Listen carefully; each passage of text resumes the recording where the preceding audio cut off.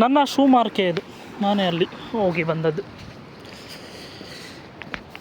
ಈಗ ಸಮುದ್ರದ ಕಾಡಿದು, ನೀರು ಕಡಿಮೆ ಆಗಿದೆ, ಇಲ್ಲಾಂದರೆ ಇಲ್ಲೆಲ್ಲ ಫುಲ್ ನೀರಿರುತ್ತೆ, ಅಂಡರ್ ವಾಟರ್. ಈಗ ನಾನು ಅಂಡರ್ ವಾಟರಲ್ಲೇ ಹೋಗ್ತಾಯಿದ್ದೀನಿ, ಅಂದರೆ ವಾಟರ್ ಇಲ್ಲ.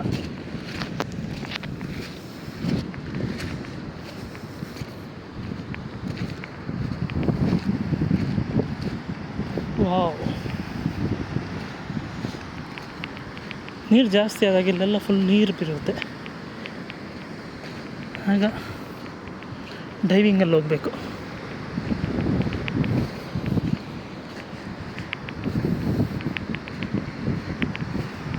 Wow wow wow wow wow wow.